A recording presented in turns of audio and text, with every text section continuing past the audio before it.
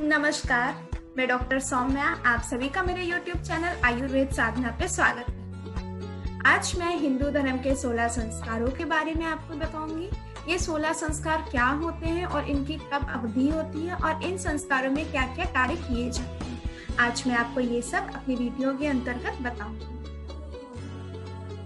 16 संस्कार अर्थात षोडश संस्कार। और ये क्या होते हैं? सनातन धर्म में, जिस प्रकार आप सभी जानते हैं कि सनातन धर्म में संस्कारों का कितना ज्यादा महत्व है।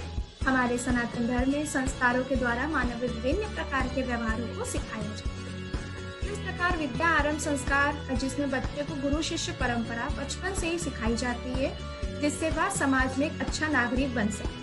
हिंदू संस्कार में एक निश्चित अवधि के बाद अलग अलग संस्कार किए जाते हैं और मनुष्य को अपना जीवन उसी संस्कारों पर आधारित कर चलना पड़ता है। इसमें कुछ संस्कार ऐसे भी होते हैं जो बहुत धूमधाम से मनाए जाते हैं, जैसे विवाह, और भी बहुत सारे संस्कार ऐसे होते हैं। 16 संस्कार, इनको 3 काल में विभाजित किया गया है। एक गर्भस्थ जीवन, एक बाल्यकाल, एक युवा एवं गर्भस्थ जीवन, जिसमें सर्वप्रथम गर्भाधान आता है। ये जीवन का प्रथम संस्कार होता है, जिसके माध्यम से पुरुष अपनी पत्नी के गर्भ में बीज को स्थापित करता है। दूसरा आता है पुंसवन संस्कार। गर्भाधान के तीसरे माह में पुत्र प्राप्ति के लिए ये संस्कार संपन्न किया जाता है। तीसरा आता है सीमंतो, जिसमें क्या होता है, गर्भाधान के चौथे या 8वें महीने में किया जाता है और इसके माध्यम से गर्भवती नारी की समृद्धि तथा भ्रूण की दीर्घायु की कामना की जाती है। बाल्यकाल, इसको मैं आगे विस्तृत वर्णन करूंगी, जिसमें जात कर्म, नामकरण, निष्क्रमण, अन्नप्राशन, चूड़ाकर्म, कर्णवेदन, विद्या आरंभ और वेद आरंभ का उल्लेख किया गया है। उसके बाद आता है युवा एवं प्रौढ़। युवा एवं प्रौढ़ में सर्वप्रथम समावर्तन संस्कार, जिसमें गुरुकुल से शिक्षा प्राप्त करके विद्यार्थी जब अपने घर को लौटता है, इसकी कोई निश्चित अवधि नहीं बताई गई है। फिर आता है विवाह, फिर वानप्रस्थ, फिर संन्यास, फिर आता है अंत्येष्टि। अंत्येष्टि जीवन का अंतिम संस्कार कहा गया। जात कर्म संस्कार, ये संस्कार नाल छेदन के बाद किया जाता है और इस संस्कार के थ्रू बच्चे को पोषण दिया जाता है, क्योंकि जब तक बच्चा माँ के गर्भ में होता है तब तक उसको माँ से पोषण मिल रहा है, लेकिन जब वो इस बाह्य जगत में आता है तब उसको पोषण की आवश्यकता होती है। इसमें सर्वप्रथम मधु, घृत एवं सुवर्ण का प्रयोग किया जाता है। इसको चटाया जाता है मंत्रों के उच्चारण के साथ और उसके बाद में माता अपने बच्चे को स्तनपान कराती है। स्तनपान क्यों? क्योंकि उसमें सबसे पहले पीयूष बनता है अर्थात कोलेस्ट्रॉल बनता है, जिसका बच्चे के लिए बहुत ज्यादा आवश्यकता होती है। इसलिए सर्वप्रथम इसमें हम मधु, घृत एवं सुवर्ण का प्रयोग करते हैं। उसको चटाने के बाद में माता जो होती है अपने बच्चे को स्तनपान कराती है। फिर आता है नामकरण संस्कार। ये जन्म के 11वें दिन किया जाता है और इस संस्कार क्यों ये 11वें दिन किया जाता है? क्योंकि धर्माचार्यों के उन्होंने ये कहा है कि जो सूतक होती है, सूतक अर्थात जिसकी अभी डिलीवरी हुई है और उसका 10 दिन तक वो अशौच मानी जाती है, अपवित्र है। उसके बाद में क्या होता है, इसने यह संस्कार जो 11वें दिन करने का विधान किया है, क्योंकि 11वें दिन वो शौच अर्थात स्वच्छ हो जाता है। नामकरण संस्कार में बालक का जो पिता होता है वो बालक के 2 नाम रखता है। एक होता है नक्षत्रिक नाम और एक होता है उसका अभिप्रायिक नाम। नक्षत्रिक नाम जिसको हम नक्षत्र एवं चरण के अनुरूप अक्षर से रखते हैं और एक होता है अभिप्रायिक नाम। अभिप्रायिक मतलब जैसे हा, या, वा, रा, ला, या फिर इस प्रकार से जो उसके नाम रखे जाते हैं उसको हम कहते हैं अभिप्रायिक नाम। फिर आता है निष्क्रमण संस्कार।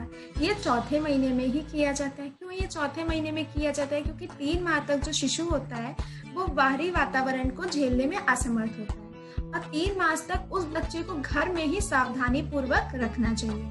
उसके बाद में चौथे महीने में उसको घर के बाहर ले जाया जाता है। क्यों ले जाया जाता है? ताकि वो देवी देवताओं के दर्शन करे और उनसे यशस्वी और दीर्घ जीवन पाने की कामना करे। तो उससे देवी देवताओं, मंदिर, ऐसी जगह पर ले जाया जाता है ताकि बच्चा भगवान के दर्शन कर सके। और जो हम इससे ये भी होता है कि बाह्य लोग को भी देख सके कि संस्कार के थ्रू उसको बाह्य जगत में भी दिखाया जाता है सब कुछ। फिर आता है अन्नप्राशन संस्कार। अन्नप्राशन संस्कार, ये अन्नप्राशन संस्कार छठे महीने में किया जाता है। छठे महीने में शुभ नक्षत्र एवं शुभ दिन देखकर उसको बच्चे को अन्न का ग्रहण कराया जाता है। जो शास्त्रों में जो अन्नप्राशन या फल प्राशन संस्कार कहा गया है, इसमें बच्चे को प्राथमिक आहार जो देते हैं वो तरल हो, मतलब लिक्विड हो, एक तो लघु हो, मुलायम हो और वो आराम से उसको निगल सके, उसको उस भोजन को निगलने में कोई तकलीफ ना हो, उसका ऐसा भोजन का उसको सेवन कराना चाहिए बच्चे को। और इससे क्यों संस्कार ये क्यों कराया जाता है, ताकि बच्चा जो तन और मन से सुदृढ़ बनने में उसका जो अन्न का होता है वो बहुत अच्छा योगदान होता है। इसलिए इस संस्कार में बच्चे को अन्न का सेवन कराया जाता है। और वहीं आचार्य काश्यप के अनुसार उन्होंने ये कहा है कि छठे मास में उन्होंने फल प्राशन का संस्कार किया। फल प्राशन अर्थात मतलब इसे विभिन्न फलों के रस को बच्चे को चटाना चाहिए। उसके बाद उन्होंने 10वें मास में अन्न प्राशन का विधान कहा गया। फिर आता है चूड़ाकर्म संस्कार। चूड़ाकर्म संस्कार अर्थात मुंडन संस्कार। इसमें क्या होता है, इसे बालक के बालों को मुंडवाया जाता है। इससे क्या होता है, मतलब इसे क्या क्यों किया जाता है, क्योंकि जन्म के समय उत्पन्न जो अपवित्र बाल होते हैं उसमें दूषित कीटाणु भी लगे रहते हैं। तो मुंडन संस्कार के द्वारा उन कीटाणुओं को हटाया जाता है। और ये संस्कार पहले, तीसरे या 5वें वर्ष में किया जाता है। चूड़ाकर्म संस्कार पहले, तीसरे और 5वें वर्ष में करने का विधान बताया गया है। फिर आता है कर्णवेधन संस्कार। कर्णवेधन संस्कार अर्थात कान का छेदना। इस संस्कार को 6 माह से लेकर 16वें माह तक अथवा 3, 5 आदि विषम वर्षों में या फिर जैसी आपकी कुल की परंपरा है उसके अनुसार इस संस्कार को किया जाता है। इसके 4 कारण होते हैं, मतलब ये संस्कार के क्या क्या कारण होते हैं, क्यों ये संस्कार किया जाता है। पहला कारण तो है ये आभूषण पहनने के लिए।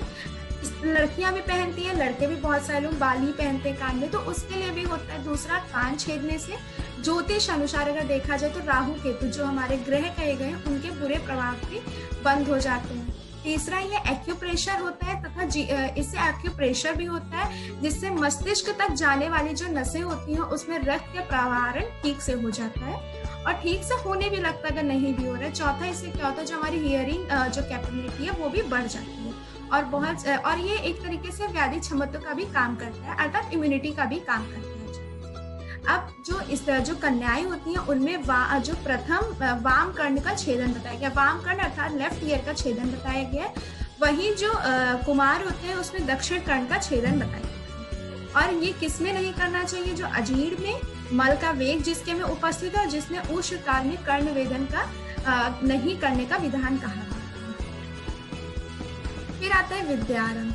विद्या आरंभ का अभिप्राय बालक को शिक्षा के प्रारंभिक स्तर से परिचित कराना है, मतलब उसको एक तरीके से बताना है कि क्या होती है विद्या और क्यों ये हमारे जीवन के लिए कितना उपयोगी। ये सब जो एक संस्कार के थ्रू ही इसमें शुरुआत करी जाती है। हमारा शास्त्र आप सब जानते हैं कि विद्या अनुरागी है। विद्या अथवा ज्ञान ही मनुष्य के उन्नति का साधन भी होता है। शुभ मुहूर्त देखकर ही विद्या संस्कार का प्रारंभ कर देना चाहिए, अर्थात बच्चे को विद्या के बारे में ज्ञान देना शुरू कर देना चाहिए। उसके बाद आता है वेद आरंभ संस्कार। वेद आरंभ संस्कार ये ज्ञान अर्जन से संबंधित होता है और ये संस्कार के थ्रू बालक के अंदर ज्ञान को समाविष्ट करना शुरू कर दिया जाता है, मतलब ज्ञान को देना शुरू कर दिया जाता है। शास्त्रों में ज्ञान से बढ़कर दूसरा कोई प्रकाश नहीं समझा गया और इस संस्कार को धार्मिक ग्रंथों के हिसाब से 5 वर्ष की आयु में इस संस्कार का प्रारंभ कर देने की मान्यता कही गई है। और इसके बाद क्या होता है, मतलब एक तो सामाजिक क्योंकि बच्चा जो था अध्ययन के योग्य हो जाता है, इसलिए इस संस्कार को वेद आरंभ संस्कार का 5वें वर्ष ही विधान कहा गया है।